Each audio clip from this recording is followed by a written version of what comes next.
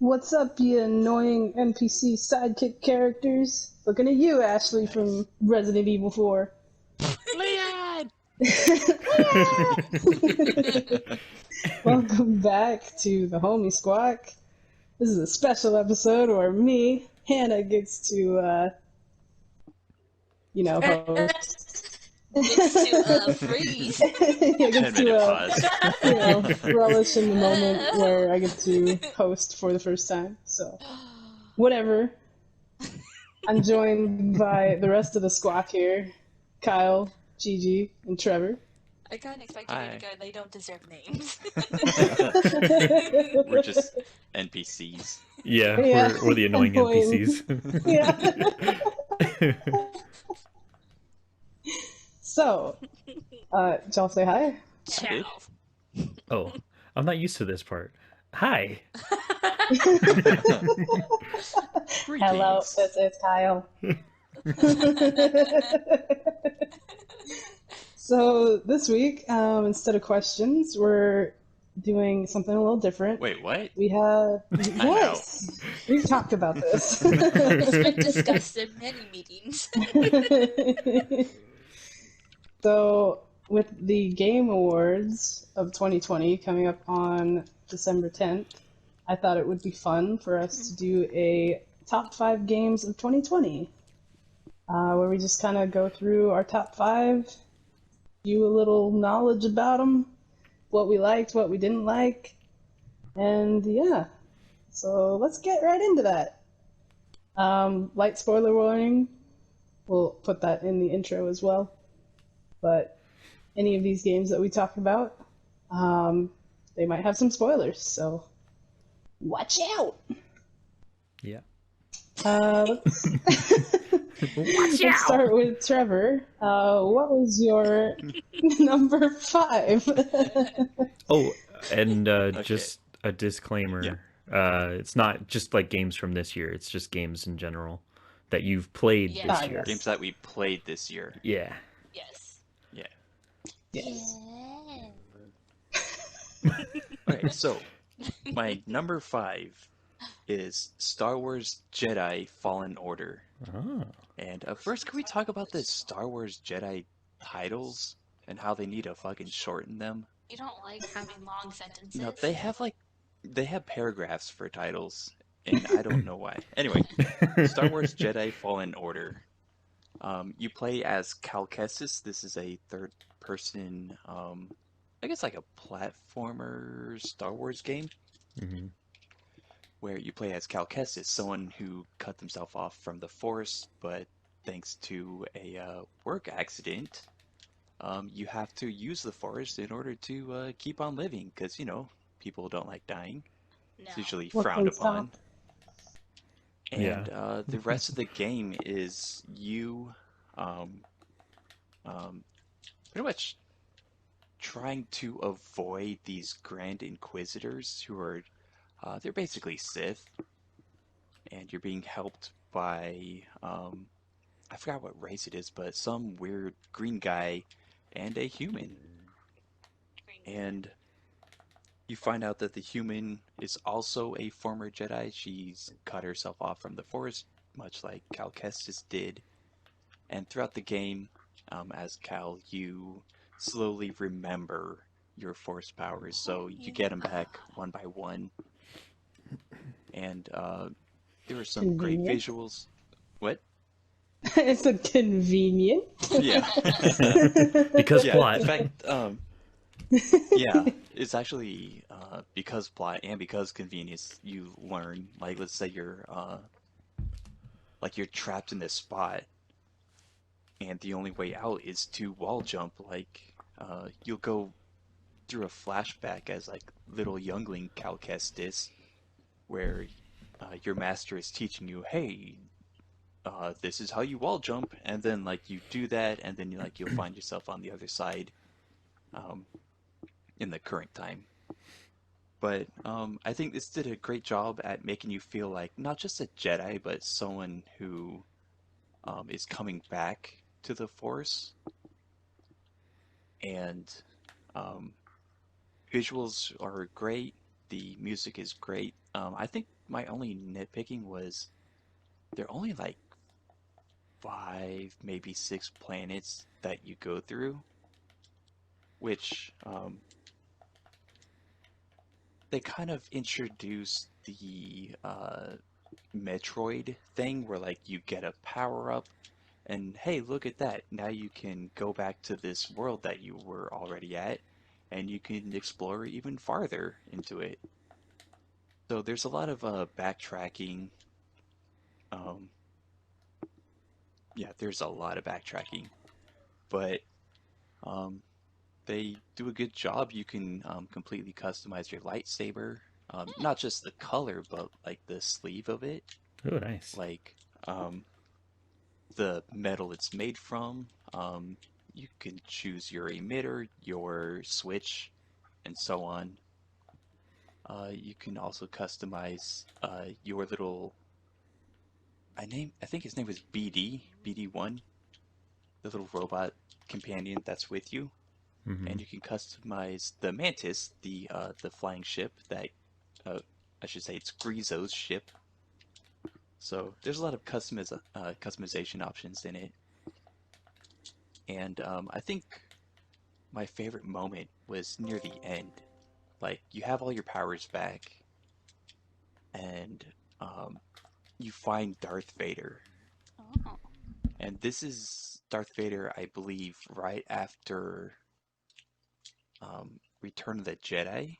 I believe it takes place between Return of the Jedi and The Force Awakens. Are you sure? Because Return of the Jedi, he Oh dies. no. Yeah, that's right. I was about to Yeah. say. Are you sure This about is that? this is during no right after Order 66. That's what I was thinking of. So yeah, there's that phase So where he between dies and then comes yeah. back. So between Revenge of the Sith and A New Hope. There you go. Yeah. Got Thank it. you, David. The good years. Yeah. What a years. Okay. Just So wanted to yeah. make sure. Yeah. And We wanted to make sure we were paying attention. you fight Yeah. Darth Vader, and like obviously Darth Vader, he was supposed to be the chosen one, so it's like this all powerful um, Force user, and that fight was pretty cool.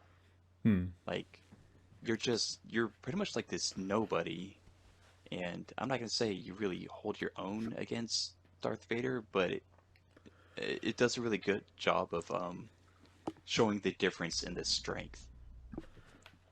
So there's some interesting characters, great visuals, really cool planets, and the puzzles were, I think, well done. Mm-hmm. I do like the puzzle aspect of games, so that's why it's my number 5. Cool. Dope. All right. So my number 5 that I put down is actually sort of a multiplayer game. It was the survival horror game, The Forest. The reason that it's my number 5 is just because I really I really liked the game as a whole. I like the idea of playing with people in a survival sort of aspect, because a lot of the survival horror games that I've played in the past, it's always single player, and it's fine that way. But it was cool to play with friends, you guys. Same. Yeah. Same. It was cool to have that aspect of like trying to survive together and figure out how to do that. And I liked the idea of building a fortress and a house, and I thought that was just doing that whole activity was fun. Um, the reason it's at number 5 is because I feel like there wasn't enough to do for like the things that you built. Because once you build the house, it's like, okay, but what now? Like there wasn't really much we could do with it. It was just kind of there, and it's Yeah. just a building. But like building the walls was fun because it was like you kind of see the NPC, the monsters. They're really stupid, and they were just attacking the walls, but nothing was happening. Um, Well, and that's because we turned off building y- destruction. yeah, and when we had that on, that was bullshit because our entire fortress was just ruined like Yeah. instantly. Like it was really, really just ridiculous. But yeah, I like that game just because of the idea of playing with a group of people. Um, the story was not really the highlight for me. It was more of just the gameplay. I Poor mean, Timmy. yeah, I mean, the story wasn't too bad. It's just, I don't know. I feel like it was a little, I don't know, like there wasn't really a story until the end. Like it was just Yeah. like we were kind of just exploring, and then suddenly, like the whole goal was to find our son Timmy, and we all had the same son. um, And the same picture of that son. yeah, Yeah. but we were all different races.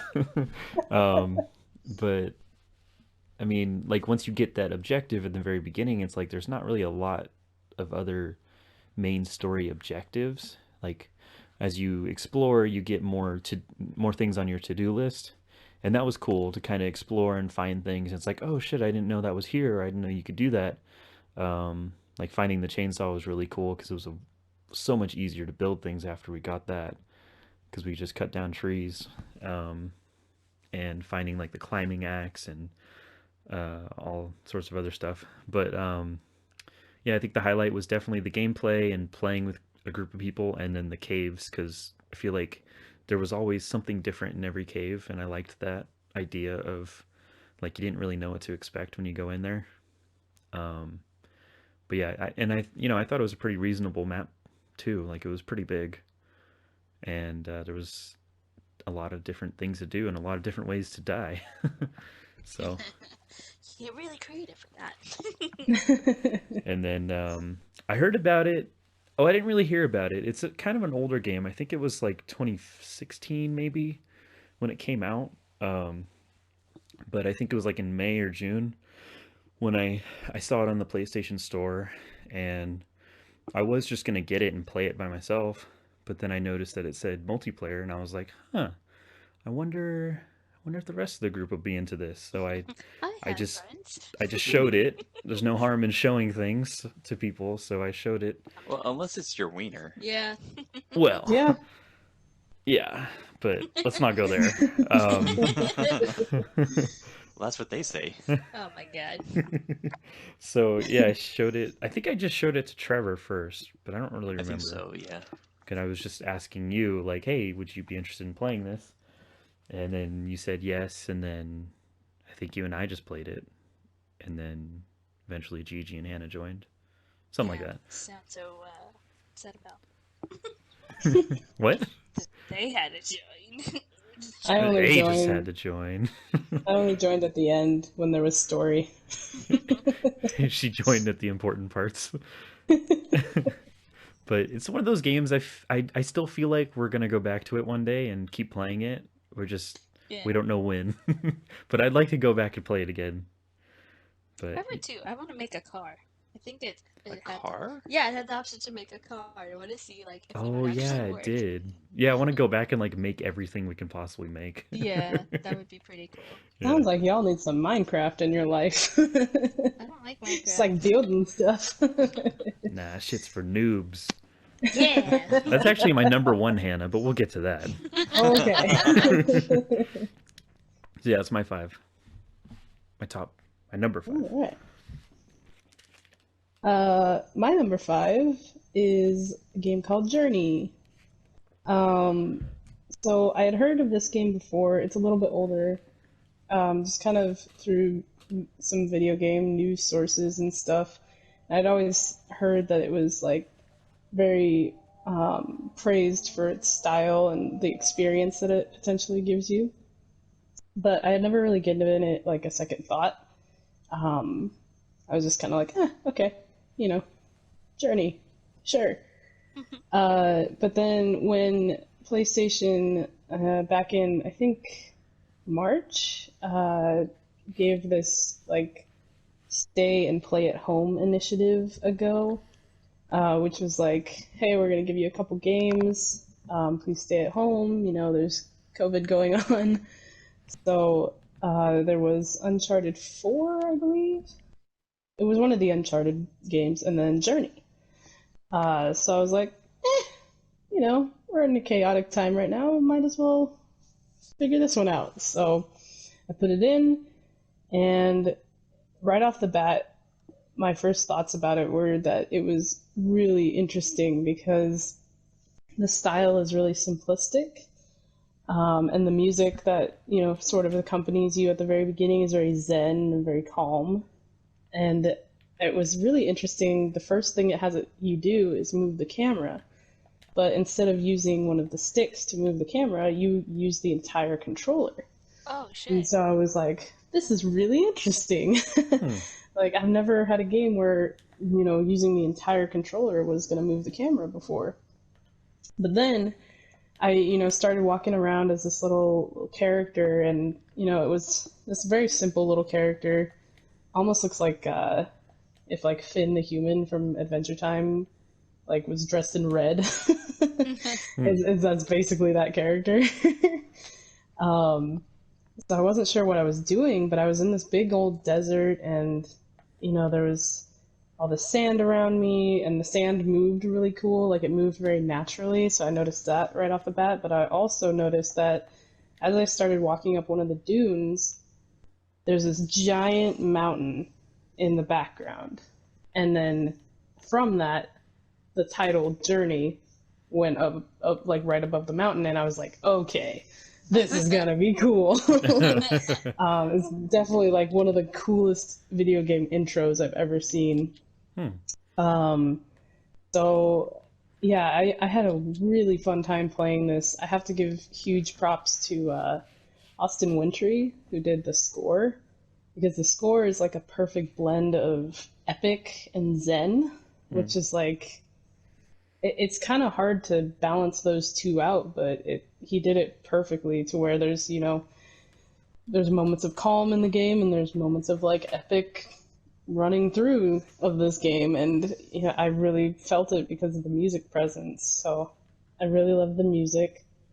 I really love the art style because it was very simplistic, but it was also effective. Um, you always knew who your character was, and you always knew what kind of environment you were in, despite it being very simple. One of the main things I loved from the experience of playing it was that my goal for the entire game was insight from the beginning. So that mountain that I mentioned before is, the main goal of the game is to take the journey to the top of the mountain. And no matter where I was in the game, I could always see the mountain in the distance. And that was really cool,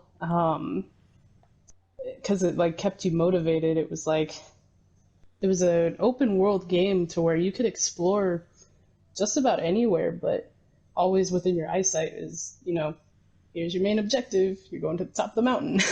And I thought that was really, really cool. I think there was only one thing that I didn't really like, but kind of learned to appreciate later, which was at one point in the game, there was another character that looked almost exactly like me that just showed up, and the overall concept, as I learned later, was that part of the game is to experience the journey with others. But I didn't know what it was doing at the time, so there was like these little tasks that I was doing that this other player was doing at the same time, and if he did it first, I couldn't do it, so I felt like it was like taking away from my experience a little bit. Because I was like, hey, I was gonna, do whatever that was, and you just did it for me. But I kind of learned to appreciate it later, especially near the end when I was finishing the journey, and it really gives you the sense of like the end of the journey is really hard, but if you keep persisting and keep going, like you're gonna earn whatever's left at the end. And there was people beside me taking that journey with me and going through the same hardships that I was going through near the end of the game. And it was kind of cool because it was like inviting the idea of community, and a community effort to finishing a goal. Um, so I thought that was really cool, and the reward was amazing. Like, I got a huge experience out of this game. It's not very long, but it gave me a full experience, and it gave me all the impressions of actually taking a journey to get to something, and I took away a lot of positives from it. So Oh, yeah, Journey was my number 5. nice. Cool. Okay, so it's me. Um, so mine was not the same experience as Hannah's. Sorry. So my game is a remastered game. It originally came out in 2011, um, and they re-released it. I forgot to look up the date for that, but I'm pretty sure they re-released it this year, or I could be wrong. And it's Saints Row 3, which is the first Saints Row game I've ever played. And if you don't know what Saints Row is, but you know what GTA is, it's pretty much like GTA, but the strippers are the people you get to play as. You get to be, you get to pretty much create your character. Um, you can have my favorite thing is they have a thing called sex appeal, and so you can have really big boobs, like the craziest big boobs, Yeah. and I mean, that's a real takeaway from this. No, I'm just kidding. You get to customize your character, um, which I think in GTA you, if I remember correctly, like online, isn't it where you like pick your mom and your dad, Yeah, it's and like like your that's who created you? yeah, it's like a random Which I ancestor think, thing. yeah, I hated that. I did not like that. But with Saints Row 3, you get to do like what you normally do when you're creating your own character for a game. Choosing the features, they have the preset ones and whatever. But yeah, like I said, it's like GTA, except for way more like immature, if you can say. Like one of the weapons is a dildo bat. It's a rubber penis. Um, yeah. The reason I guess I should say this one is my number 5 is like I said, it was the first Saints Row game I've ever played. Um, and I just thought like it was so ridiculous, but like I had so much fun playing it. I did play Saints Row 4 when it came out, and then I tried to do Saints Row 2, but like graphic wise, it wasn't the best, which I was like, meh. So I just went back to Saints Row 3. And when they announced that they were remastering it, I'm pretty sure I told Trevor I'm buying it like as soon as it comes out because I really enjoyed it. Um, and it's a multiplayer game where like the fact of like you can have someone as a co-op person, and you can continue the story together, which I really enjoy doing. Besides, like multiplayer shooting games, I like being able to like do a story game with someone. So Trevor and I actually started doing Saints Row 3 together. Didn't finish it, but um, it was fun. The one thing I don't like really hate it, but like I don't really like is the controls are a little awkward for running. Like I think it's normally like X in Well, it depends on the game. yeah, I guess it depends on the game. So I'm so used to like hitting X to run, and I think in Saints Row, I think it's not R2. I think it's one of the bumpers like L1 or R1. Like it's like a funky one. I don't know. But other than that, like besides trying to remember how the controls are, I think it's like overall pretty fun game to play. Question: is it And four player? that's it. She loves customization. She'll Yes. Yeah. spend like hours on customization if she Yes. can. I love it. All right, Trevor, number 4. Number 4. My number 4 is Monster Hunter World. This game has, or I should say, it checks off a lot of the things I'm looking for in a game. Um, it's cooperative, which I love cooperation over competition.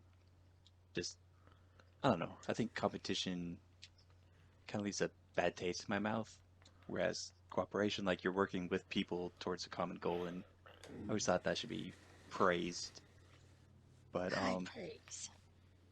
you play as a monster hunter and A-lister going to the new world, where there are already like four different um, I guess four different generations of people living there.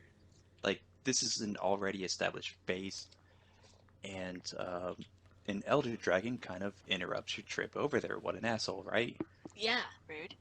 But in this game, you choose one of I think now 15 different weapon types. Holy shit. Yeah, to play as, and so you choose your fighting style, and then you just go beat up monsters, and it's very simple, honestly. But I think that's what I like about it. Like, it's simple in the fact that you have your weapon, you go after your monster, and then you try to take them down, whether you're bringing them back with you or you're just straight up killing it. But at the same time, like they have their own skill set, so like you need to watch out, otherwise you're the one who's gonna end up dying. Yeah. So you could play with your team, which will up the difficulty, and then you just go fight these really cool looking monster things. Uh, there's not really a whole lot more to say about it than that, other than you customize your character, you customize your palico. Which is Um, a cat. yeah, So which is ew. a feline that walks on two legs. However, if you do have a third person, third or fourth, then you lose your palicos. But um, the story component is lacking, but I think where it excels at is in its controls, which they do take some getting used to, but once you like just have it down, it's very intuitive, kind of, and the visuals and the monsters like they're definitely like a range of monsters. Like there's one that's kind of like a T-Rex, and it breathes out fire. There's like this little I guess like a fox thing that has lightning. There's this ice bird. So like there's a lot of different types of monsters to hunt and kill, and then like you gather their parts and you use it to upgrade your weapon or your armor. And I always enjoy upgrading my own stuff, like grinding for gear. So, Really grinding your gears there, huh? yeah, huh? So that is my number four. Nice. Can you guys hear me? Yeah. Okay. I can Yes. hear you now. Okay. I asked Gigi a question earlier and nobody answered, so I assumed it was my internet. Yeah, I didn't hear you. What Huh. was your question? Well, it was about Saints Row. I was going to ask, is it, because you were talking about how it's co-op, is it 4-player? No. No, just two Two. player co-op. Oh, okay. Yeah. All right. Well, anyway, so yeah, my number 4 is a game that came out uh, last year. It's Days Gone is my number 4 pick. Um, I heard about it when it came out, just from general, you know, stuff. I don't really remember how exactly. It was just one of those games that was, um, it got enough talk that it was on the web, and I'm sure I just saw it, on my phone one day, and I was like, oh, zombies, that'll be cool. Um, And the reason I put it at number four, um, the main positive for me is it's a zombie game, so there's that. I like zombies. It's one of my favorite things, like One genres, I of your guess. favorite things. um, so I definitely like the idea of just kind of fending for yourself and fighting off hordes of zombies. And it can also at times be very strategical. That's not a word. Strategic. Um, and like the way that you go about fighting these hordes, like sometimes you can kind of just go in guns blazing, and other times you have to kind of take them out one by one and try to be sneaky. So I like that aspect of it. Um, and then I also, although the story was very predictable and very like feel good, like happy ending, all this and that, I actually really liked it. Um, I don't know, just I liked what happened in the story. I don't want to like give too much away, but it kind of just turned out exactly how you thought it would, and I felt like it was almost a little too happy. Like I just feel like everything worked out nicely, and it was like, well, it is a post-apocalyptic world. Like I feel like there should be a little more depression going around. I feel like everyone should be sadder. Yeah. Excuse me, game. Why am I not sad? um but I mean, as a game, it was really fun. I like the gameplay. Um and the character, the main character,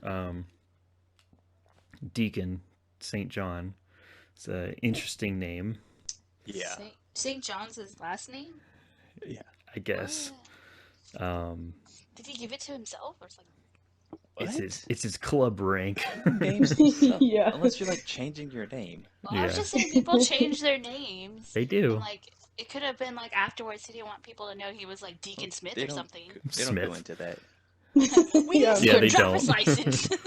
Um In the zombie apocalypse, they need to see your I mean, yeah. zombie apocalypse Because, I mean, license. really, you could give yeah. yourself any name. No one's going to actually check on that. Yeah. Anyways. So yeah, I thought his character was good. He talked to himself a lot, which is a theme in video games these days, where characters just kind Yeah. of talk to themselves, and I think that's mainly just to give the person playing the game an idea of what they're thinking. Um, but you know, it was Uh-oh. cool. Um, and Kyle, you're cutting out. well, it's okay. I'm recording it, so Okay. it'll be fine on my end. Okay. Let me just get through this. Um, and then he has his partner or his best friend or whatever, Boozer, which is another interesting name. His Um, God-given Christian name. Oh my yeah, god. and and I thought Boozer was kind of annoying. Yeah. He was kind of just floating around the entire story. Didn't really do too much. Um, and there was like this big sacrifice at the end of the game, and he was the one that was sacrificing himself. And it was like, okay, good. He has like an actual purpose. But then he ended up not dying, and it was like a fake out, and it was just like, oh, okay, I guess he didn't die. So I don't know. I mean, overall, it was a good game, but it wasn't like the best. I just like the gameplay over the story, and for me, sometimes that's okay. Um, I do enjoy a good story, but gameplay is sometimes where it's at too. So yeah. All right. So my number four is a game that I have not finished yet, but I'm very excited to finish. It is Hellblade: Senua's Sacrifice. Um, I heard about this game before from three different friends, and all of them were like double thumbs up for it. Um, one of them, being Trevor, said it was a hidden PlayStation gem that's definitely worth playing. So I was like, alright, okay. I'll save you. I'll see you. Yeah. So, got it, and I've been playing it. And my first thoughts of when I was sort of starting the game, it was all very like dark. The environment, like the dialogue that was happening, I couldn't tell where it was coming from at first, but also the characters were all sort of pointing towards like you're going on this journey and it's gonna be harrowing. And I was like, oh boy, okay. So I did the recommended, which was playing with headphones. I definitely agree that's the best way to play. Um, and the first bit, I was just walking through, and the voices started, and so the main character, Senua, has these. She has like a form of psychosis, and you'll often hear voices in her head talking to you on either side of your headphones. And it's crazy, but it sounds like they are right at your shoulder, just whispering in your ear. And, at first I was like a little scared of it. Like, I was kind of just like, oh my gosh, there's a person right there. Like, oh, and I'd look and, there's nothing. But they really did a good job of like framing where, kind of putting you in the same mindset that she's in. And it definitely has made me more like alert and paranoid as I'm playing. No matter what I'm doing, whether I'm like solving a puzzle or fighting, like those voices are always present. So it's just like listening to them and hearing them kind of chant about like they'll say things like, "Oh, she can't do it," or "What is she doing?" Like, or she'll never, reach her goal. That kind of stuff. It's crazy to hear because, we all have our own internal dialogues, but now Yeah. we're just hearing sort of those same things, but reflected through this character. And it's like, oh my gosh. um, but so far, the things I would really love about this game and, why it made it onto my top 5 list, I do love that inner dialogue. I think it's very relatable.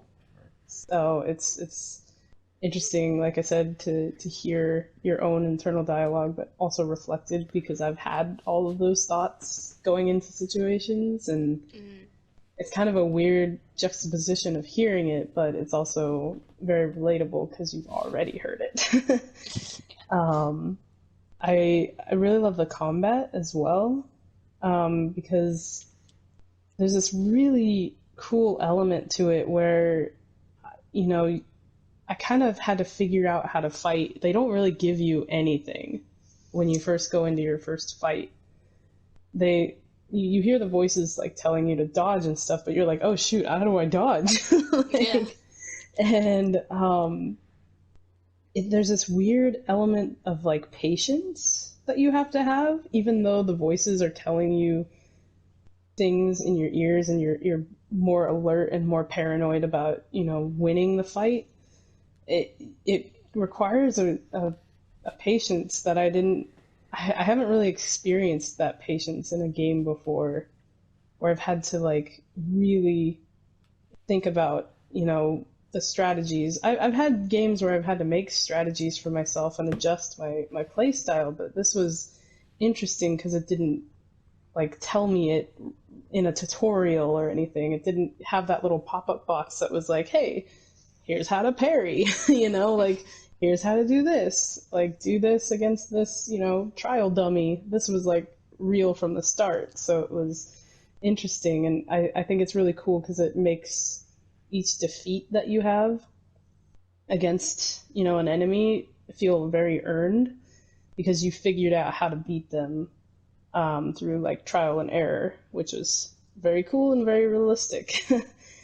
um, I also really like the stakes of this game because there's this, I guess, constant threat of this, like, I think they call it rot, that she has because of her condition, and it grows every time that you um, get defeated. And if it gets to her head, the game will end. like you will have to start the entire thing over. Um, so you're kind of like constantly aware of like where this rot is on her arm and if it's getting closer to her head because if you get a certain length in there and you fail, Oh. that's it, man. Game over. Mm. So I've found it very interesting that I have to, keep myself aware of that, but also figure out how I'm going to win in a lot of situations. I just have been really enjoying that. And I think the last thing I really like about it is that I'm a sucker for Norse mythology and Vikings and barbarians. And that's just I love that world and that mythology. So I'm all here for it. But yeah, it's really cool. It's been really fun. I really like that they tell you right off the bat that they did a lot of research to, really work with people who really have this kind of psychosis so that it would feel real to the player. And they've done a very, really good job. So, yeah. Nice. Okay. My number 4 is America's Classic. Just kidding. It's a game that gained popularity this year due to COVID. And it's Animal Crossing. Uh, how did I hear about this? Well, we played on the. Was it on the. Yeah. And then Trevor and Taylor were very psyched about it coming out on the Switch, and I did not have a Switch. Um, so watching Trevor and Taylor play it, it looked really interesting, and I was intrigued. And then I got a Switch for my birthday, and that was the game I got. And yeah, I really enjoyed it. I think luckily I didn't really burn myself out on it like a lot of people have. Like they played that game for like months, and like I've seen people's islands, and they've been crazy cool looking. But then like now I hear people aren't even playing it because they played it so much that first couple of months it came out. But I can still stand playing it. So like I feel pretty, I don't know, proud of myself for not like really burning out because like it has some cute little um, I don't know what you call it, seasonal stuff. So like they had the Halloween. I didn't do Thanksgiving, but the Christmas looks like it'd be pretty cool. It's gonna have snow on the island, so I'll do that. Um, but yeah, I really enjoyed it. It's one of those games where no thinking is really involved unless you like really want your island to look a certain way or um, like one of the things people are crazy about are the islanders and like kicking people off because they're not the ones they want, and I'm just like, fuck, you could just tell them no, don't move in, or like not put the house out. I don't know, but like I'm not to that point, and I'm pretty glad not to be. But yeah, it's pretty cute. I like the idea of it. I really enjoy the beginning of it. Just the idea of like you starting in this small little house and planting A your little, tent. yeah, in a tent, and then you buy a house, and then you have crops, and like one of the cool things was like your island has this certain fruit tree, and I was definitely that person though. I really wanted peaches as my fruit tree. But like you could go to different islands and get the different fruit, and yeah, it's cute. I think it's still cute. Don't play it as much, but it's definitely one of those cute little. I'm gonna play this for a couple hours and not think about what's going on in the world right now. Definitely.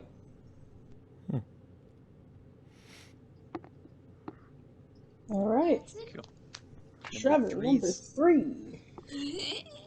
okay. So number 3 is Divinity Original Sin 2. Never This is heard of a it. this is a game that I'm not even close to beating. Playing it right now with Hannah and Gigi. We are still in like the beginning island, and what I love about this game is like the options. Like you can customize your character, but more than that, like you can pretty much, I'm not gonna say do anything, like that fucking Peter Molyneux lie that he tells for like all these games, but like there's so many different things that you can do and so many different interactions and different ways that you can solve something. Like, for instance, there's a person who supposedly can help you off the island. Thing is, he's trapped in a cage. So, you talk to him and he says, "Oh, this guy, he wants these oranges back. He's blaming me for it, so he put me in this cage." So you go to where he says the oranges should be, and it turns out like there are things hidden inside the oranges. So, you can either like just straight up like kill that guy if you want, or you could give the oranges to the guy, or you could say, "Hey, I know what's inside him. Um, now I have this leverage over you." There's just there's so many different things that you can do in this game, and so many different play styles, and it's a cooperative game. Um, you can play with up to 3 other people, or if you don't want to, you can enlist the 3 main characters if you're not already playing as one of them to help you out. Um, this game is challenging. Uh, I think we've had to restart maybe like 4 or 5 times because we didn't like the outcome, or like Hmm. we were about to lose and like just getting our asses kicked and like, hey, let's try that again, or let's try a different approach. Yeah. So this game, it really wants you to think about what you're doing, and not only that, but like teamwork. Focus on teamwork, because you split the party, you're probably gonna die, and you're not gonna have a fun time. But Says you. yeah, so it definitely rewards, or I should say, it wants you to play together, to stick together, to help each other out and communicate. And um, it's basically like a PS4 version of D&D, which I was specifically looking for, and I found it.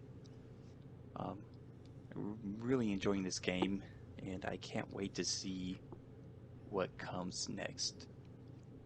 I second that. I just want to It's a lot of say fun. a little shout out to my totems.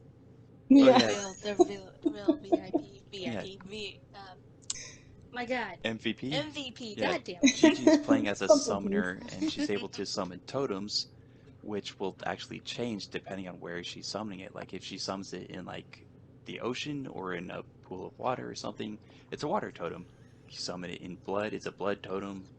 Yeah. Um, there's I think an oil totem and fire and probably Poison. other There's types. so Yeah. many totems. Yes. And she just summons totem after totem after totem on her turns to the point where like Get stuck in a corner. she's It's fine. creating an army of these things.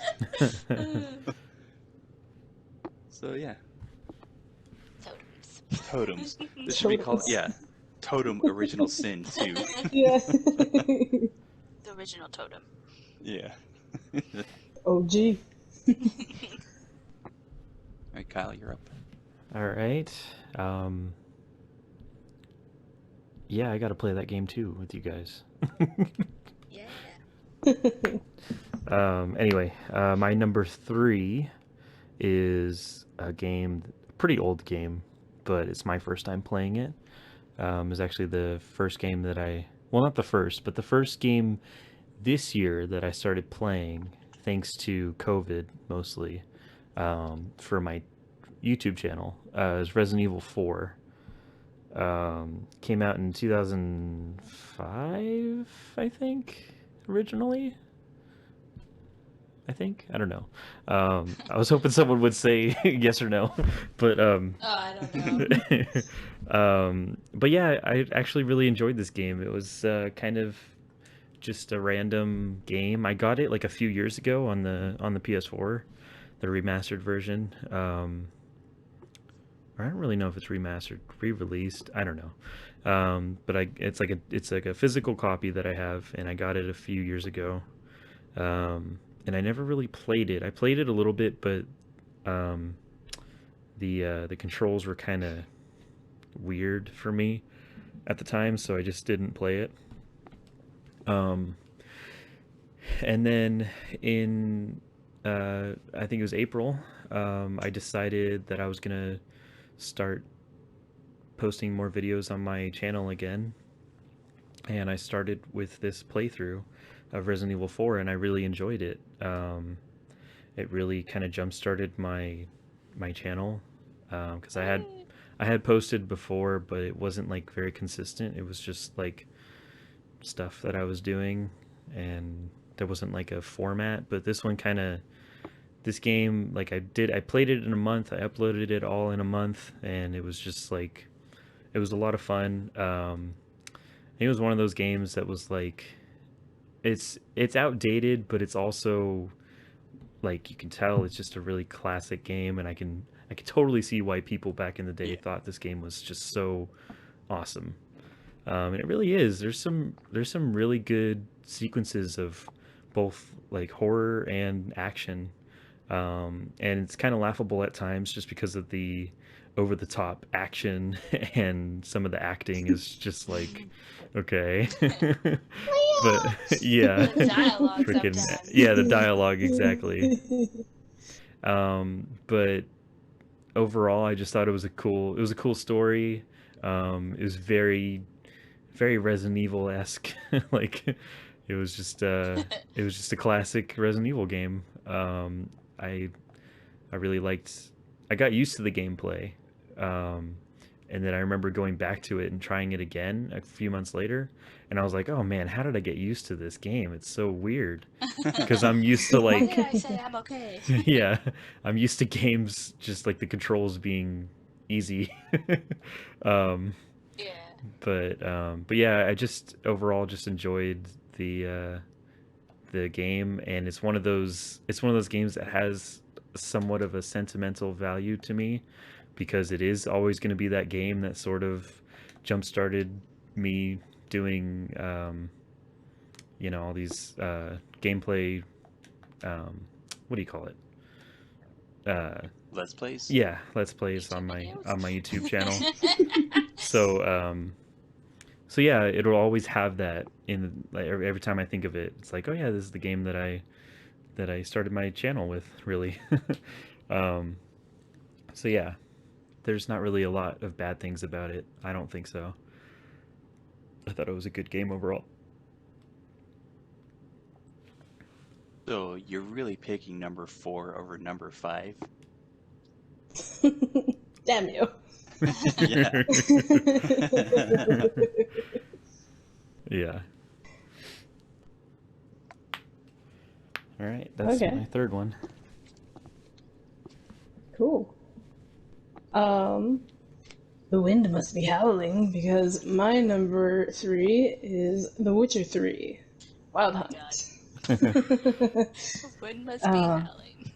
yeah, it's a thing, okay? um, I started this game in 2019 upon recommendation, and I hadn't really heard a ton about it before. I hadn't read any of the books, obviously, but Whoa. You didn't hear anything about it before well, 2019? okay, my knowledge of the series was Trevor's nothing, offended. but I did know that Trevor loved it. That's about it. But I also did really enjoy the Netflix series, so I was like, why not? Let's do it. So I picked it up, and when I first started playing it, it was a little interesting because I was doing like remedial tasks for people. I noticed that Geralt was kind of a little bit one note near the beginning, like he's just the guy that everybody hates. And so And he knows it. yeah, and he knows it, so he has like his sassy remarks to people. Um, I was also feeling a little down on it because it was very side quest nature. Like the whole game to that point had very much been side quests and stuff. Like I wasn't really seeing the story at that point, and I felt like the game really got going as soon as the goal of like, hey, we need to find Siri and secure her. That was like what kind of started picking it up for me. Um, Throughout the game, things that I really loved about it as I kept going was one of the things was switching between Geralt's search and the flashbacks of Ciri. I really enjoyed playing as Ciri because she has like badass abilities. um, but I also like really love her as a character. But I thought it was really cool because while you're switching off between the two of them, like everything that you see of Ciri is a flashback from some character. So every time it went back to Geralt, it was like it sort of made me want to find her more and protect her more. It's like I need to find her now. Like she's in danger, and this happened like days ago. So that was an interesting element that I really enjoyed. I also really enjoyed the combat. It was interesting because I had to adjust how I usually play. I'm one of those people that's like, let's just hit everything, like melee combat, let's go. But I kind of had to adjust it with this game because your gear, it will break down and you will have to, keep it fixed or find new stuff. There's a lot of waiting for strikes. There was a lot of parrying. There was a lot of trying different things with the Witcher magic to, I couldn't just hit everything and expect to win. There was a lot of strategy that had to go into it, which is very different from what I normally do. So I liked that it kind of expanded my library as far as combat goes. I also really enjoyed some of the side quests. Like there were a couple that were Really? legitimately interesting to me. Yes. A couple of them were, let's see, the Baron and his unborn child was an interesting one. Turned out to be way freakier than I thought. And I was like, wow, I don't know why I followed you out here. Oh But my god. it was just like the story behind it was very, very crazy. And, I actually got to see the unborn kid come out of the ground, and I was like, oh god. Jesus. Now I really don't know why I followed you out here. But it made me realize more things about the Baron and how truly sad he really was. So it was an interesting side quest in that point. I really enjoyed one called The Last Wish, which is about it goes way back into the lore, I guess, because The first was book. about yeah, it was about the Jinn, which is like a genie, and how Yennefer was trying to track down this Jinn and basically undo a wish that had been made, and it was interesting because of I kind of saw a lot of my choices throughout the game reflected in that side quest, because she ended up still feeling feelings for Geralt, even though the wish that kept them together was made or was broken at that point. So I got to see, a lot of the romanticizing that I did of her throughout the game reflected still in that choice, and that was really cool. Um, Also, there was a lot of side quests where, you were doing something for another character, like burying a friend for Ciri, or going back to this place called, I think it was Crookback Bog, where these like disgusting crones were, but you got a lot of lore from doing things like that. So anything that was like a story driven side quest, I really enjoyed doing because I got, better understandings of a lot of the main characters and what their relationship was with Geralt, which was pretty cool. And then the final thing that I really liked about it was the ending. Um, there's, I guess, a bunch of endings to it, but I think for my tastes, I got the best ending that I could possibly get. Um, and I really enjoyed that. Again, I saw directly the consequences of my actions throughout the game and how they affected which ending I got. Um, and by the end of the game, I was really satisfied with what I had, but it definitely made me want to play more of it, like doing another playthrough or doing the two DLCs that came slightly after it. So it definitely like satisfied me, but I didn't mind that. Oh, there's another side quest to do. Like, oh, there's some more story lore I can get into, that kind of thing. So overall, I think it did change my perspective of side quests a little bit, which is good for me because they're kind of the bane of my existence. But it's and now I don't look at side quests the same quite anymore. I think I give them a little bit more of a chance. Not a ton, I'll admit it, but I give them a little bit more of a chance than I normally would have. So, thank you, Witcher 3. No, thank you. This video is sponsored by Witcher 3. Yeah. Okay. So my number 3 is Farm Together, Cute. which, yeah, it was a game that I was supposed to play with someone because we were supposed to game together. But it turned into a game that I tend to play mostly on Sundays. But it kind of has the same effect as like Animal Crossing has for me, where it's like a game where I don't really have to think too hard, and I just go for like the I don't know how my farm looks. Like I really enjoy being able to like design something or like move things and have it look a certain way. Like um, I think that's kind of why I like playing Sims a lot. I don't know. I like being able to plan how something's going to look and then control how it looks. I don't know. I don't know what I'm saying, but I like the planning of it. I like being the plotting of the land and turning things.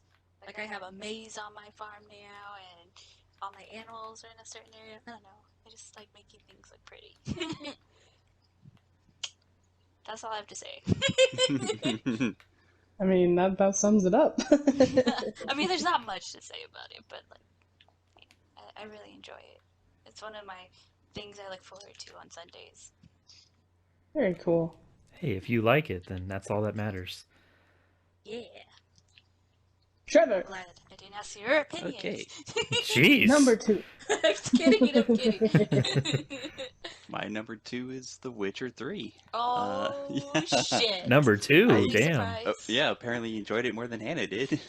Okay, um, so we're getting up there. So now I think these games are. I'm not that we didn't enjoy the list before, but now I think number 2 and number 1 they're going to hold um, a special part of us. Yeah. Aww. For this one, Not our hearts. I actually played The Witcher 2. That was my intro to the whole series. And I only played just like a little bit of it. And then I heard about The Witcher 3. It was getting like all these awards. People were just raving about it. So I'm like, okay, well, I'll try it out. And I absolutely fell in love with it. Aww. Um, and then I realized, yeah, I mean, obviously this is The Witcher 3, so there's going to be two more that precede it. And then I learned that it's based on books. So I'm like, okay, well, I'm enjoying it this far. Mm-hmm. So this game got me to read a whole series of books, play The Witcher 1 on, I think I played on GOG, which is owned by CDPR. Um, I would only really recommend the first Witcher game if you're super into it, but um, yeah, it's very outdated. And then I played The Witcher 2, played and beat on my Xbox 360, and then I got back into The Witcher 3 and did the DLCs, and I do not regret any of it. Um, No regrets. this game, I think, is pretty much the gold standard for like what a game should make you feel. Uh-huh. Um, like you feel like The Witcher, like you get that sense of yeah, he's like a monster hunter in a world where there are monsters, but like people hate him, and you get that feeling for like, well, yeah, like they are, I guess, mutations, and like they're the last of their kind now, and they're emotionless, or not emotionless, but like very deadened inside, Yeah. Mm, and sounds like someone I and know.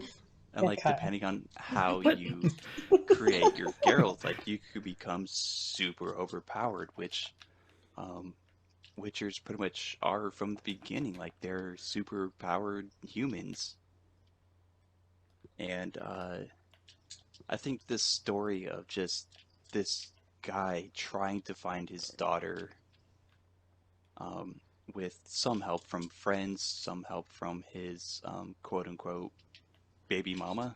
Liz Lover. Yeah, um, I think that was such just an amazing story, and the first DLC introduced one of my favorite. I don't know if antagonist is the right word, but um, he's certainly a character, which they introduce him at the very beginning of the game too. So he's not just, popping out of nowhere, but he's like this supernatural, almost godlike person, and you have to begrudgingly do these tasks for him. And to do these tasks for him, you have to do this task for this guy named Olgierd. So that was an incredible storyline by itself. And then they came out with Blood and Wine, which is basically a fucking new game. Like it's the same game, but there's so much content in it. They easily could have, charged a $60 price tag for it, and it would be justified. Hmm. Like these guys work their ass off to give you a full game for the Quality price of a content. DLC. Yeah, Nice. and what I absolutely love, like, it's set in Tucson, which is sort of like this fairy tale, uh, kind of like picture like France, but like everything's like roses. There's knights in shining armor everywhere. People are like fighting for each other's honor all the fucking time. Like it's just very like medieval, Hmm. very stylized, and then they bring back a character from the books, which was amazing because Regis is one of my favorite characters. I heard that. Sorry. Someone's on their computer. My notes. I swear. They introduce Regis, and you're like you get that feeling like in the books, they do become maybe not the closest of friends, but they do become very good friends, and you get that feeling right away. Like, holy shit, like, what are you doing here? I saw you die. Hmm.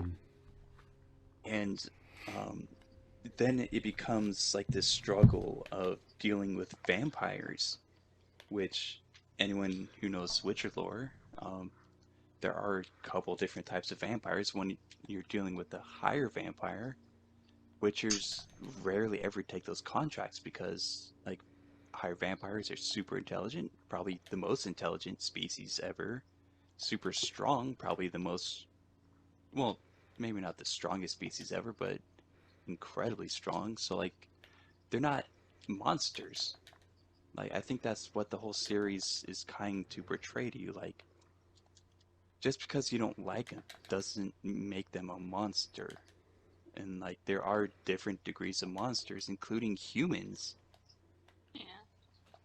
So, Um, yeah, I fell in love with this whole series, and I don't think I'll play through 1 and 2 again, but I do want to go through The Witcher 3 at some point. Oh, I'm sure you'll go through it like Uh, 10 more Oh yeah, times. yeah, At least. and that's my number 2. Pretty sure there's like one point where it's just like, oh, everyone's online. Oh, okay, what's everyone playing? And it's like obvious Trevor's playing Witcher 3. Yeah, exactly. Okay. So, my runner up for the top 5 games of this year is actually a game that I played in anticipation for the sequel. Um, but I've always enjoyed the game so much. Um, I can't not include it on my list. And technically, I played it this year, so there you go. So the game So yeah. the game that I'm talking about is The Last of Us, Part One. Woo! Is by far just one of the most compelling stories, at least in a video game world, that I've ever played. Um, it's one of those games that maybe the only game that has me in tears within the first like 5 minutes. Um, and then the first time I played it, it was I think the special thing about this game is for me is I got it when I got my PS4. And it was the first game that I played was the remastered version for the PS4. And it set the bar really high for me, thinking like, oh yeah, this is the future of games. This is how all games are going to be. And it's not entirely wrong or right. I mean, there are some games that are compelling, but this one for me, I don't know, it just holds some special like power over me. It's like such an awesome story. It's so compelling, and every time I play it, I cry every time I see that part that I'm talking about. And then the relationship between Joel and Ellie. I know we've talked about it 1,000 times on the podcast before, Hannah. But I mean that whole storyline and their character development and their relationship as it grows throughout the story is just so. Um, I don't have another word except compelling. I mean, it just really draws you in and it makes you care so much about these characters. And at the time when I played this game, I couldn't believe how just how much I really was so invested in these characters and in this story. And I was never really expecting like a sequel. Like when I finished the game the first time a long time ago, I was like, okay, that was a really awesome game. Like I'm cool with that just being by itself. And then lo and behold, we get a sequel finally. And the sequel was depressing, even more so than the first game. But speaking about the first game, I just really enjoy the game. I think it's one of those few games where I can really put it in that like perfect category because I feel like there's nothing that I would change about it, and there's nothing I would. I just feel like they nailed it like through and through. I think it was just a amazing game, and it's one of those games that I'd probably play over and over, and I would probably never get tired of it. I agree 100% with that. So yeah, that's my runner-up. Very nice. I forgot you played that this year. Yeah, just to show my girlfriend the game. I played it in one day. Just for you, babe. Yeah, exactly. You did. All right. Well, hold on to your chocobos, because number 2 for me was Final Fantasy VII Remake. This game came out this year. Da, da, da. That's so weird. I feel like it's like been a year. Yeah, I know. It feels like it came out like 5 years ago. Right? So I had originally heard of this game. I hadn't heard too much surprisingly, about the original game of this. Like, it kind of just flew under the radar for me. I don't know if I just missed it or what, but I did have friends who loved it.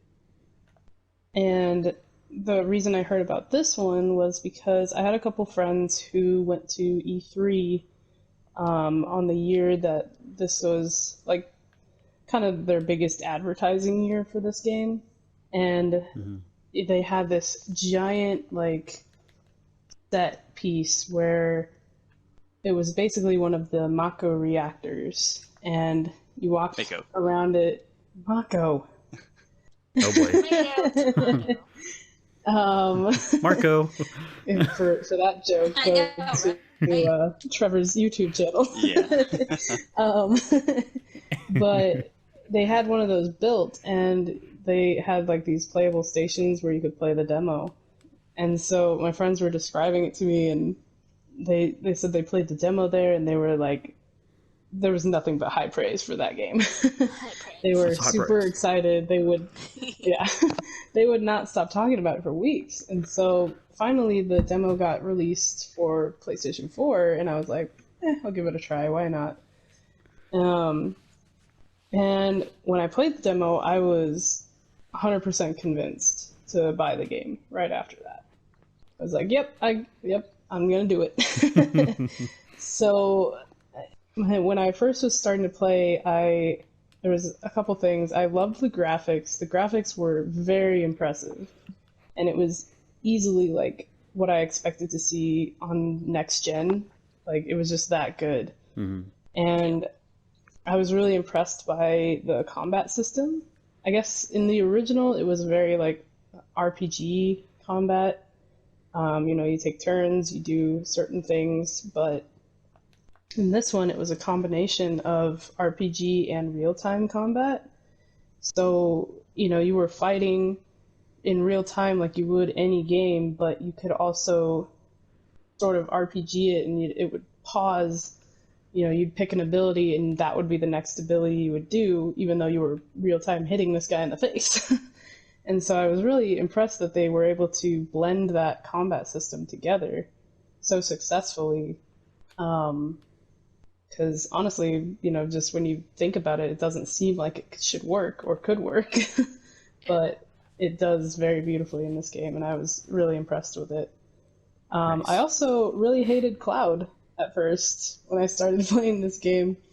That's the main character. It's not I a good hated sign. him, and I hated his attitude towards everyone, because his character is very much like the super sort of good-looking dude who's like a loner. He's like the loner guy that everybody's like, yeah, this guy's a mercenary or whatever, and need him to do the job. But his attitude towards everyone was like, I need my money and then I'm gonna leave.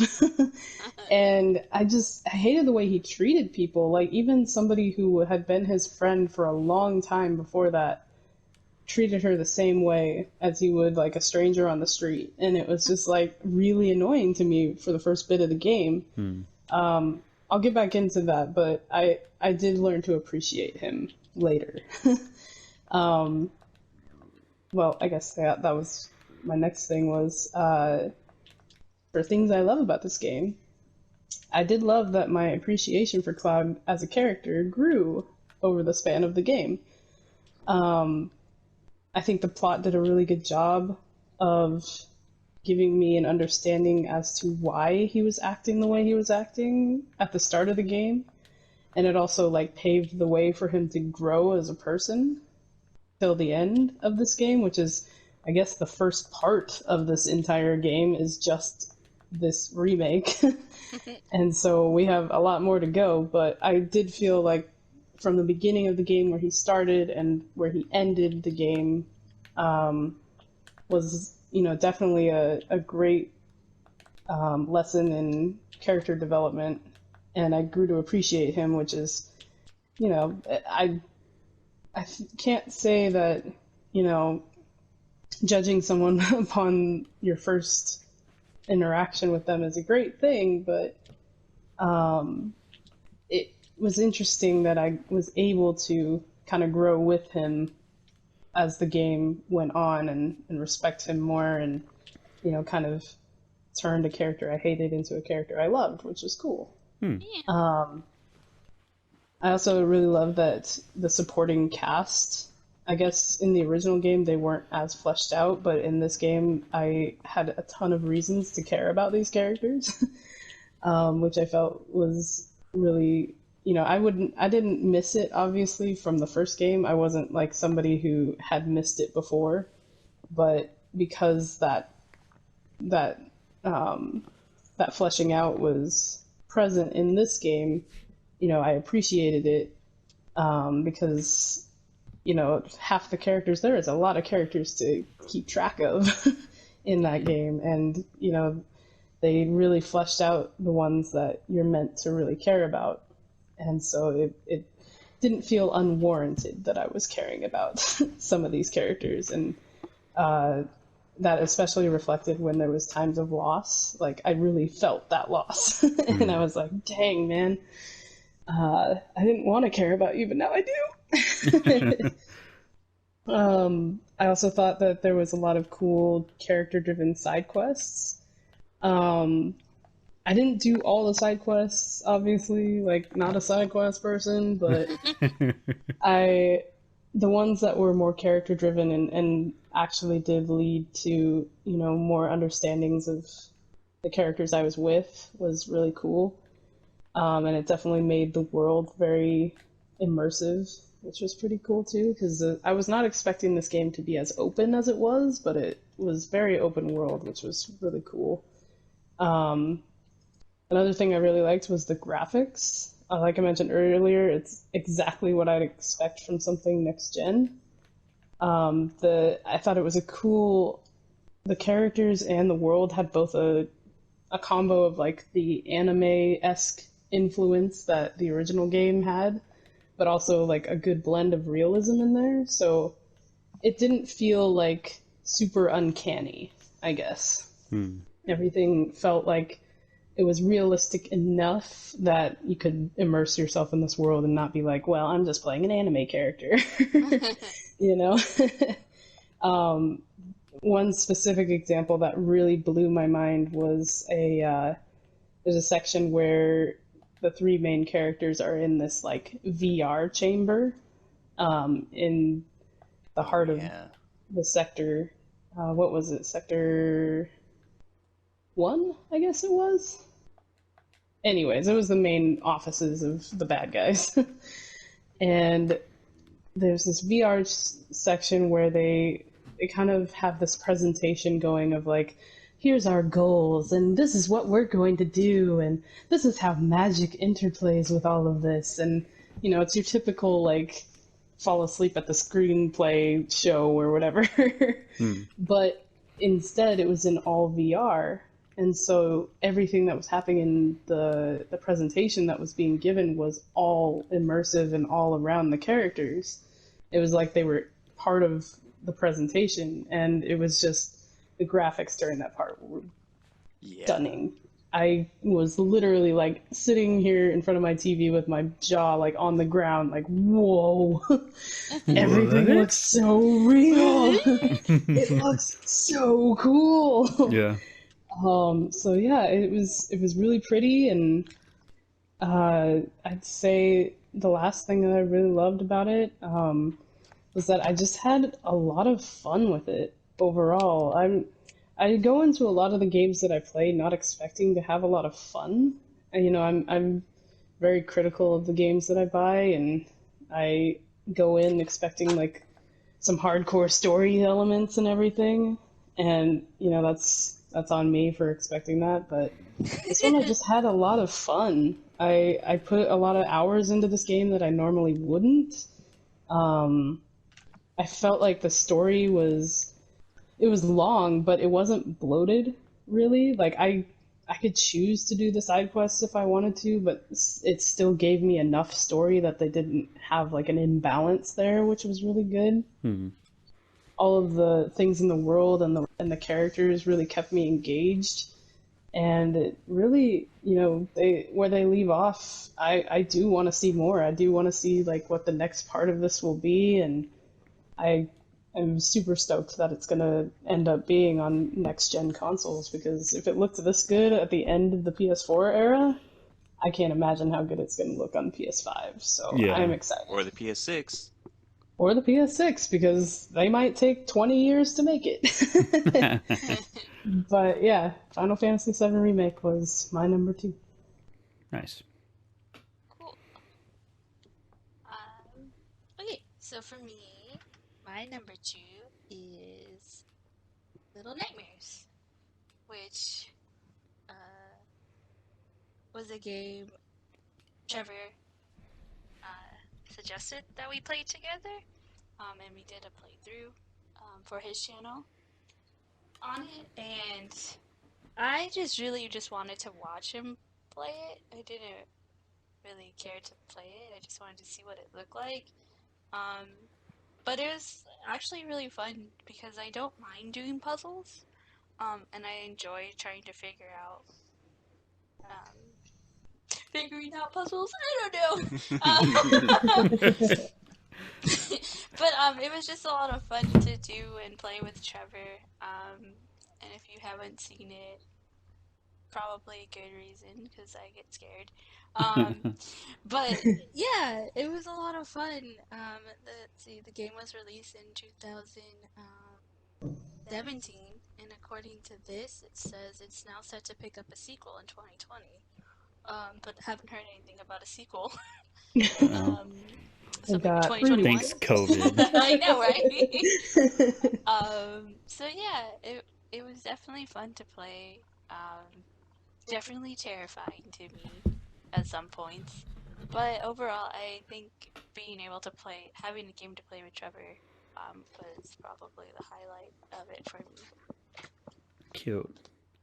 Yeah, So count. okay. All right. Goals. So before we get to our number ones, starting with Trevor, do you have any honorable mentions that may have made it on your list but not quite there?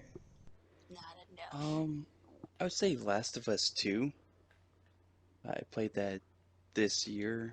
I was gonna say Spider-Man, but I finished like I 100%ed the base game last year.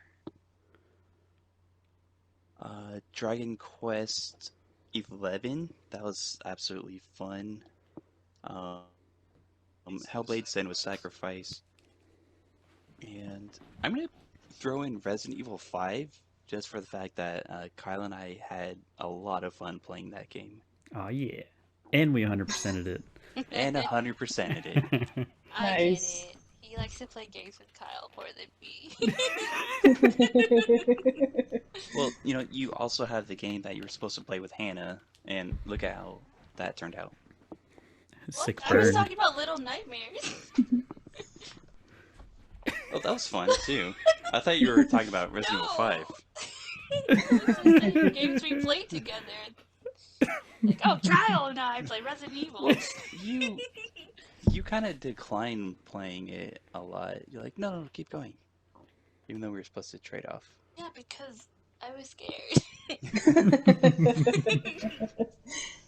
I was Anyways. scared. I was scared playing Resident Evil 5 too. Yeah, same. Trevor would play. Trevor would take over. Kyle, any honorable mentions? Yes, I have plenty. I have a list here. Resident Evil 5 was on my list for pretty much the same reasons that Trevor said. I just really like the cooperative aspect of that game. I think gameplay definitely wins over story for me for that one. Yeah. It was just a lot of fun to play it. The Last of Us Part 2. If it was like a top 10, it would be number 6. I'm just kidding. Wait, what'd you say? I said, "Oh, that hurts." Oh, sorry. They both said it. I'm kidding. I gotta put MLB The Show on there. just because it's a comfort game and I play it all the time. Um, and Fall Guys. I know Oh my Hannah, god. Hannah and Trevor don't play it, but I really enjoy this game. It's a lot of fun, and I'm glad that Gigi plays it at least. It's actually a game that I'm playing right now, so yeah. Yeah. Shout out to Fall Guys. Yeah. um, what else? I have Friday the 13th. I thought it was a really fun multiplayer game. Um, I think it's still one of those games that we probably will play every now and then. Nothing super special about it. I just liked the fact that it was multiplayer, and I thought it was different from some of the other games.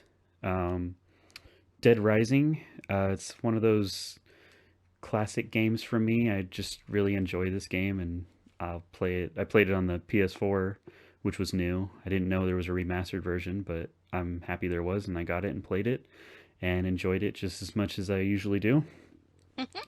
And then some Nintendo Switch games.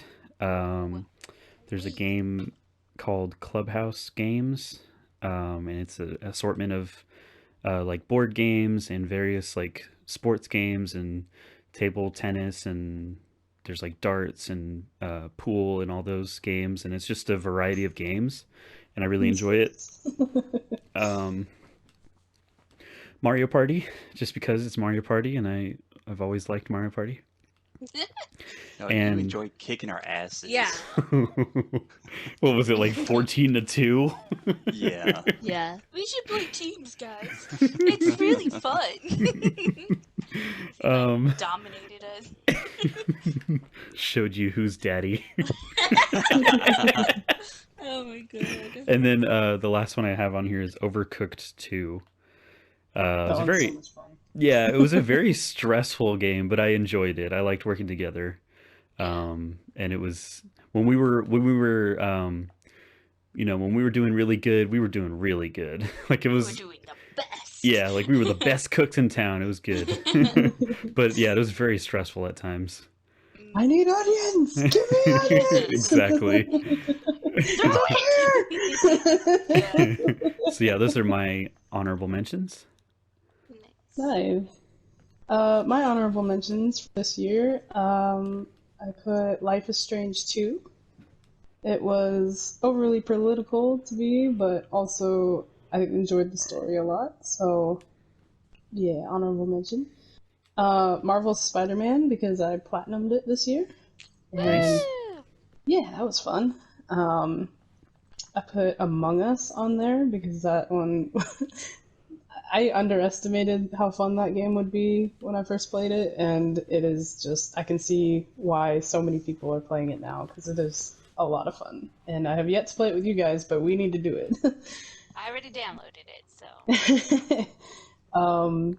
I put Divinity Original Sin 2 on here as well. That one, for me, would definitely be like my number 6 if this was a top 10. I really enjoying playing, another game of D&D, but video game wise. And like Trevor said, I really enjoy the options that we get playing throughout that game. It's a lot of fun. I also put Erica on here. I really thought that one was a really fun game. It was, I guess, one of the ones that was included with PlayStation Plus way back in like July or something, I think. But it's really interesting, and it's like playing a movie, but you get to choose everything that happens in the movie. So it was definitely an experience for me because it was all live action, which was really cool. I also put Shadow of the Colossus on here. That one was a first time play this year, and I haven't quite finished it yet, but I'm really enjoying just the variety of ways to take down some of these colossi. Colossus. Yeah. Colossus. Please. Classy says great. So random. And then the last one I put on there was Broforce, because that game is just so much fun. I really enjoyed, Oh, yeah. unlocking all these like 80s, 90s heroes. Yeah. Seeing what each of them can do, like Yeah. just the random funny encounters you get. Like you're punching the devil in the face. Like, it's just the best. So I really have enjoyed playing Broforce. Nice. Gigi? Yeah. So for Jeej. me, my honorable mentions are the are pretty much the multiplayer games that we play together. So Broforce, Friday the 13th, The Forest, Overcooked 2, and Monster Hunter, and Fall Guys. Um, I Yes. I really like playing video games with everyone. Um, like I rather play with everyone than play by myself. Mm-hmm. Um, Or with yourself. Oh. oh, not that Okay. kind of game. But more for the fact of like I think growing up, I've my sisters and I have always like done taking turns and like um especially like on single player games, but it's always been like us playing together, and I always enjoyed that rather than playing by myself. Mm-hmm. So yeah, I would say all the games that we've played together this year have been my honorable mentions. Aw, Aww. Oh, and you're so Divinity. Hot I keep jeez. saying it wrong. I kept saying, what did I call it She yesterday? said definitive, Definitive 2? and what was the other one? Definite? No. No, Definitely. Divinity I want to say it and was like, Destiny. I said Destiny yeah, too. Destiny. Yeah, I keep calling That it the is a wrong game. name. Yeah. Keep calling it the wrong D. But yeah. Or Nice. So now, top. the moment you've all been waiting for. Dun, dun, Top dun, game of the dun. year. The crowd goes wild. Trevor, you're number one. My number one is Final Fantasy VII Remake. Wow. Woo! Yes, Beat The I Witcher 3. That's what I Wow. was thinking. Like, Witcher 3 is 2? yeah, Wow. and I'll explain why. Please do. Um, Final Fantasy VII Remake. I was not expecting it to release at all. This is a game that was on my radar for I don't even fucking know, like a I don't decade. fucking know. Like this is a game they said they were going to remake for quite some time, and it finally happened. Good for Um, them.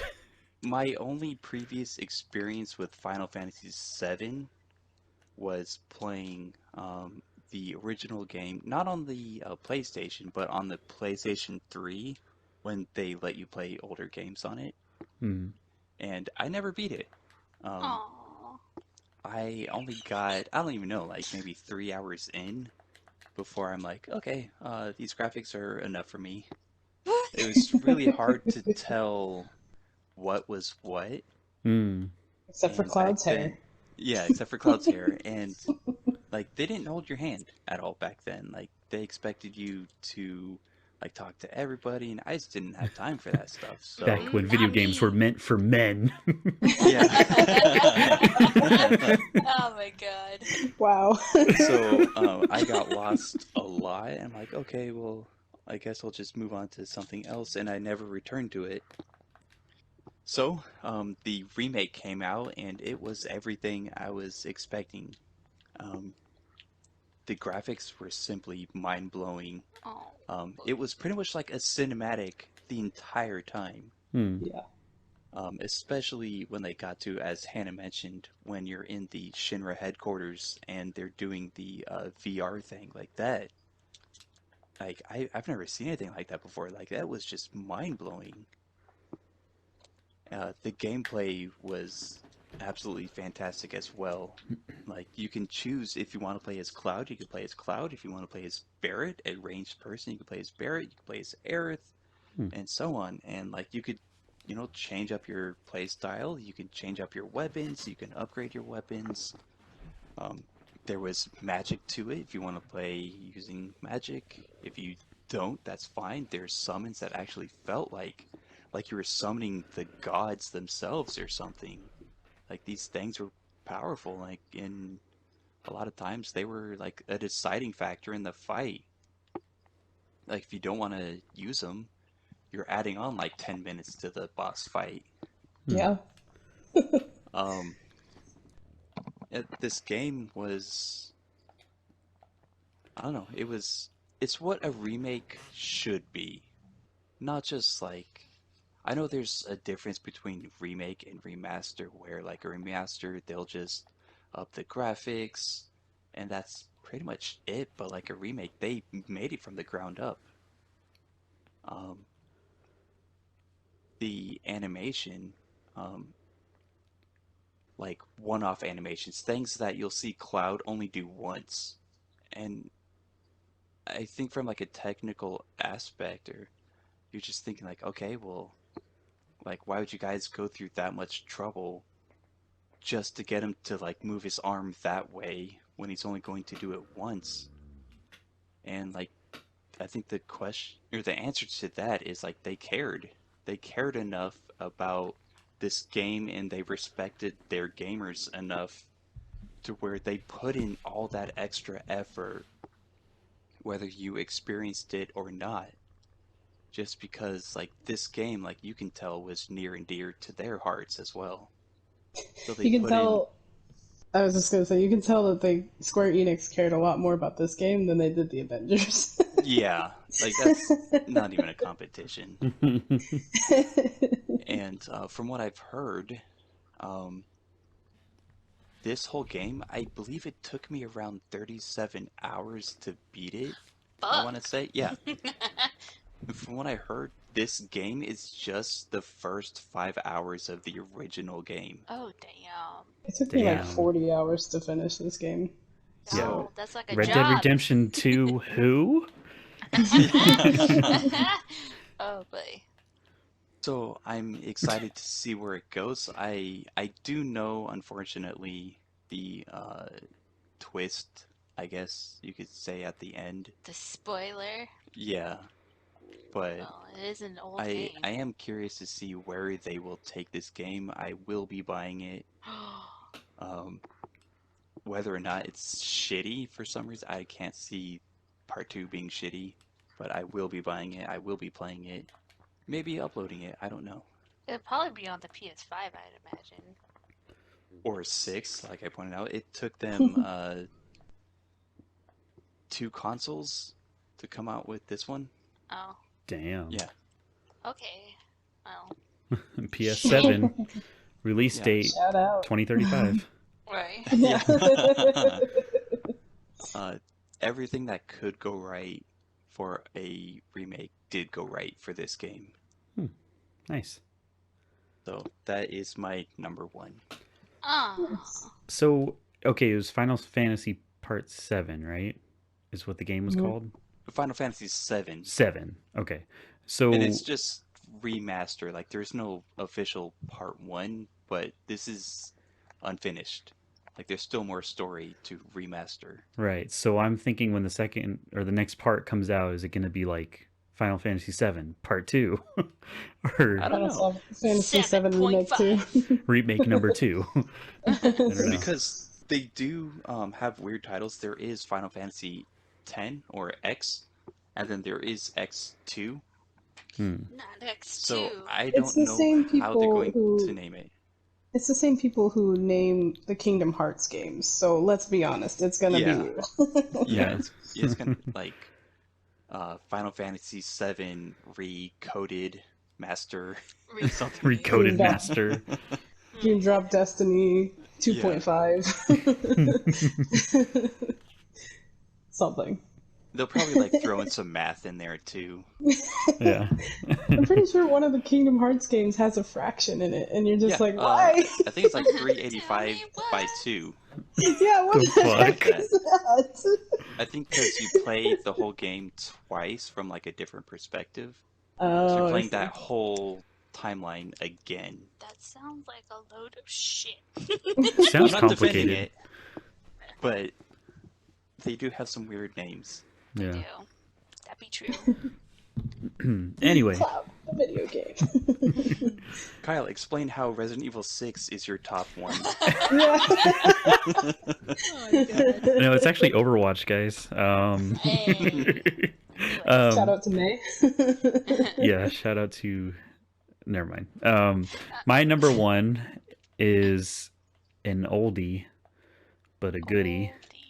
It's a game that I pretty much play every single year, at least once, just because it's not just my favorite game this year, but overall. It is Halo Combat Evolved. Nice. I try to make it a point to play it every year, just because it's my favorite game, and I actually just finished playing it for the second time this year. um, Wow. I think it was last week. Um, I played it Right in time for the earlier. podcast. Yeah, I played it earlier this year, right in the midst of the beginning of COVID when I was not working. I had just a shitload of time, so I started playing a bunch of old games on my 360 and my original Xbox, and I played through Halo Combat Evolved, and I mean, what can I say? It just gets better every time I play it. I don't know what else to say. It's just my favorite game. It always will be. Um, I think there's obviously it's not a perfect game, but I think for me, I'm a very sentimental person, and this game has a ton of sentimental value to me. Yeah.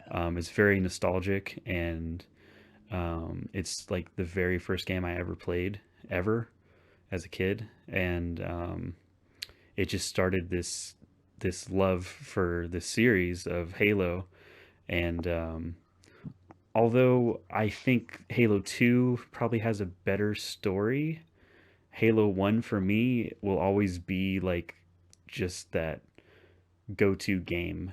And every level for me, it's so familiar. Like I know what I'm doing, I know where I'm going. Um, I play it on Legendary like every single time, trying to beat it, and eventually I do after a lot of frustration. um, and I remember growing up playing this game with one of my childhood friends, and we would play co-op. We would play the campaign all the time. And then once we beat it, we would play it again, or we'd play the second one or the third one, and we'd go back to it. And then it's just I don't know. It just always has that place in my heart. And the gameplay overall, it was just game changing for video games for consoles anyway. Um, and it really started a good trend of first person shooters on consoles.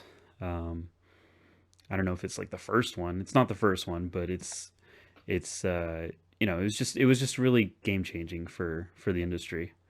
And the music in the game is just really amazing, I think. Yeah. Like just that title alone. Yeah, yeah. And I think it even gets better as the series goes on. Like you listen to the music in Halo 2, it's even better. And it's just like the composer of that series, at least when it was owned by Bungie, um, it was just the music was just like one of a kind. Like you knew it was Halo as soon as you heard the music. So, Halo 1, Combat Evolved. Whenever I hear the Halo theme now, I always think of the meme where Patrick is like doing drums on his belly, and it just goes along with that with that theme so well. I love the Halo music though; it's so good. Yeah. Well, my number one, everyone can probably guess because I've talked the whole year about it. Yep. Red Dead 2!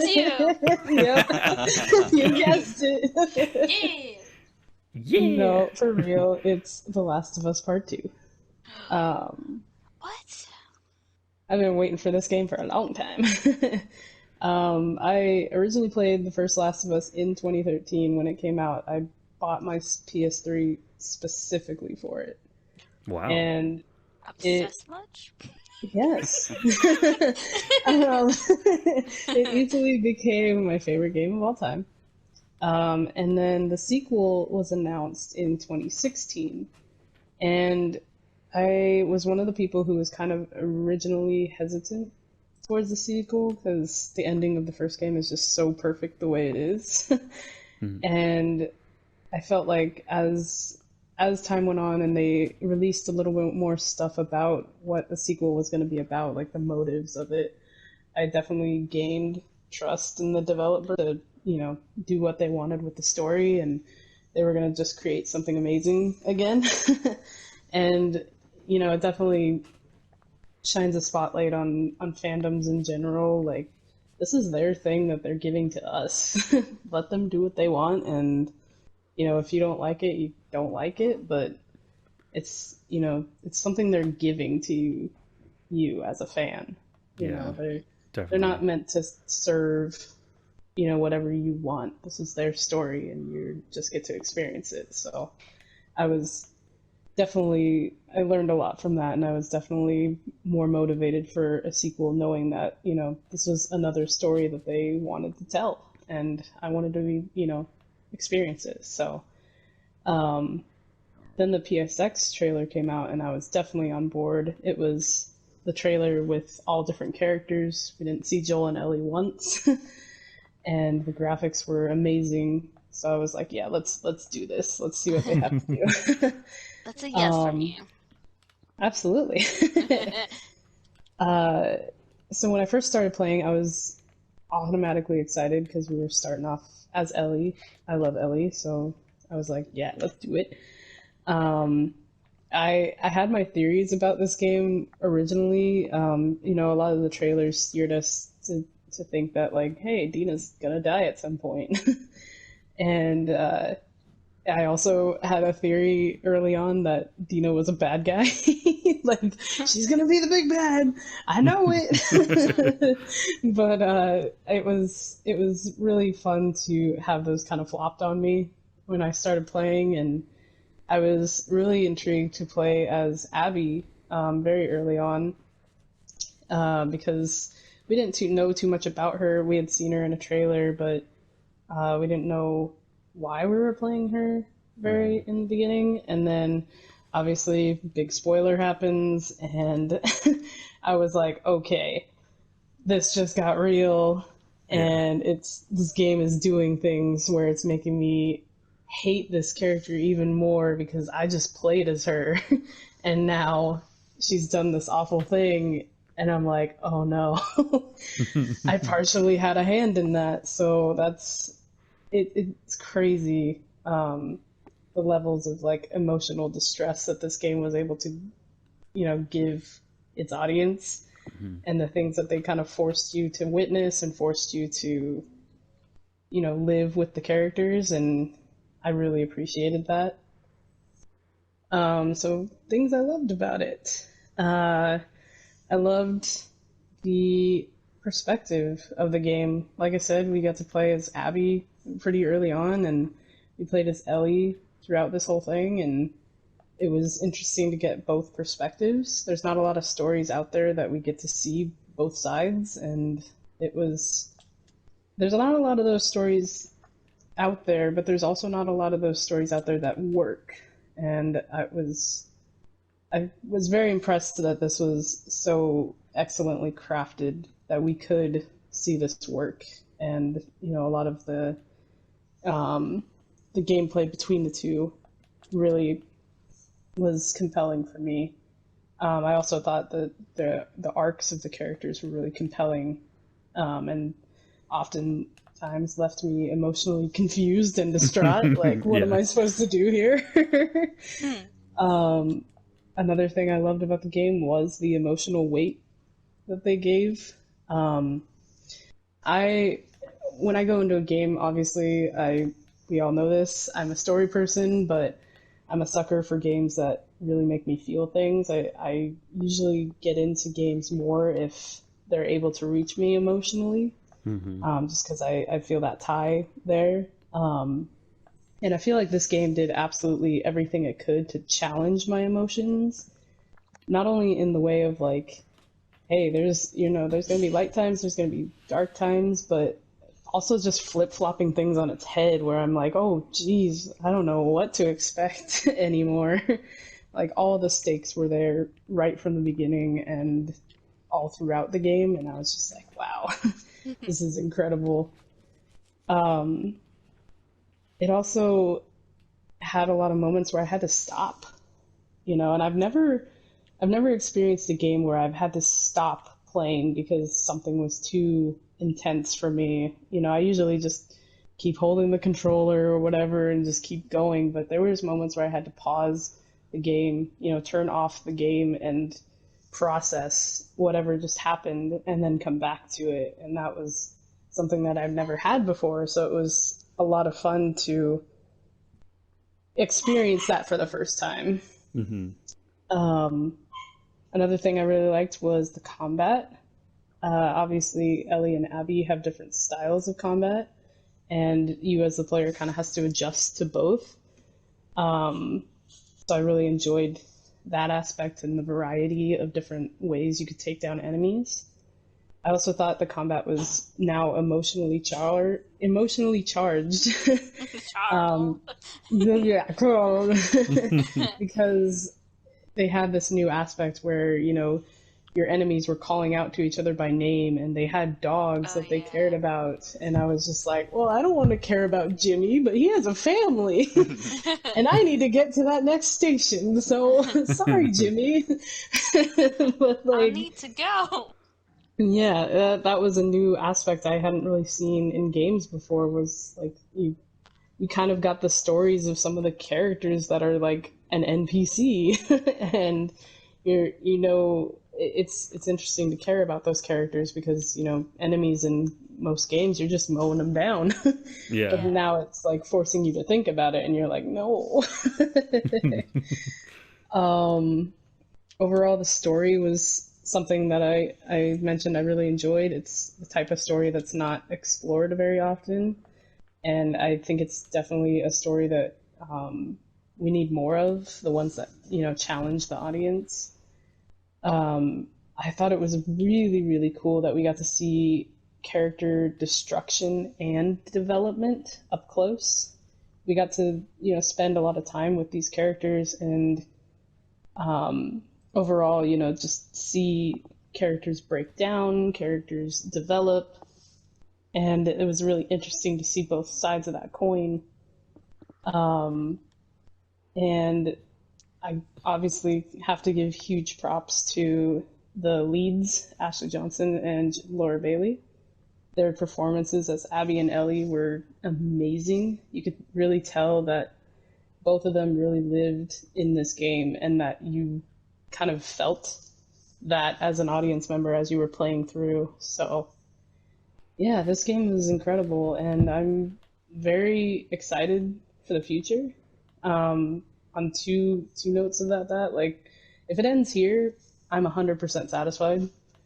I don't need anything more from this game, but I am also on the side of I wouldn't be opposed to more, even if it's just a story set in the same world Mm-hmm. without any of these characters.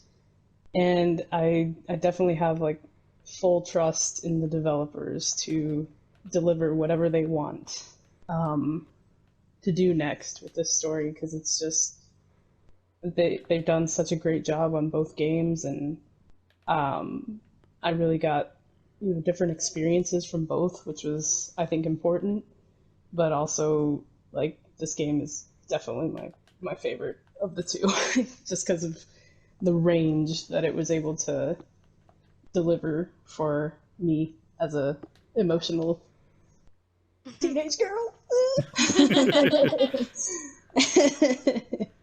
But yeah, Last of Us Part 2. That's my number one. Never saw it coming.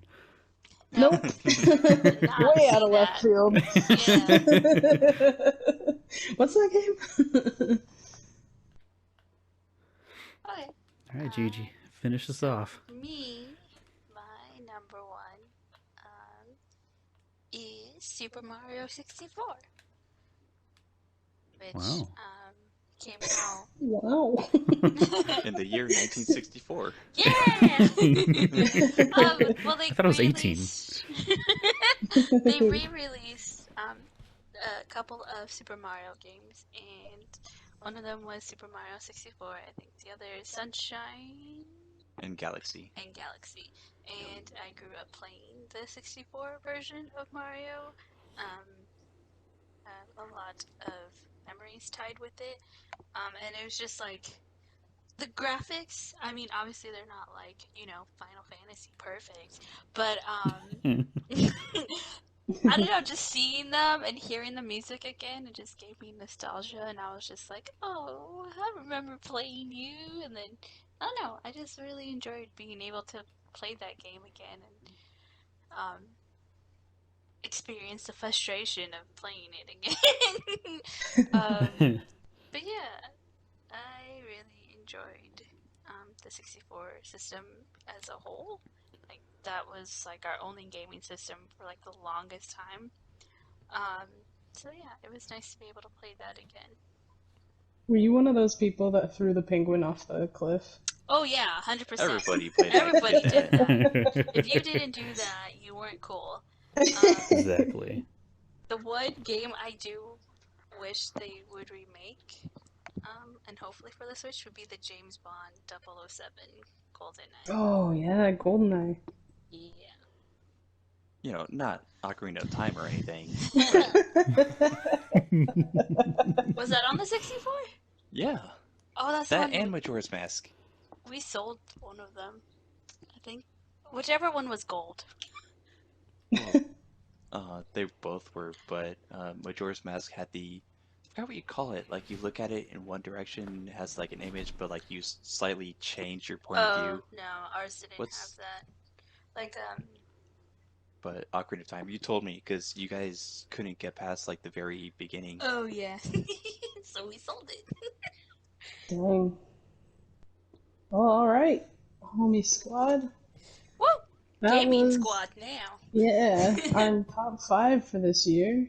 Uh, Yep. good choices, guys. Stay Oh, tuned yeah. for our top 5 of next week. Yeah. Of next week. Are we doing spoilers? Or are we trying to keep it spoiler free? Ooh.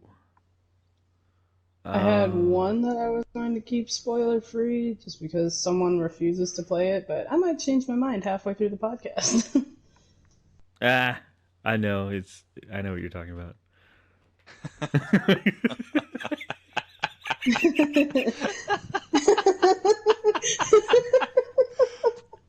Detective Kyle over here. Yeah.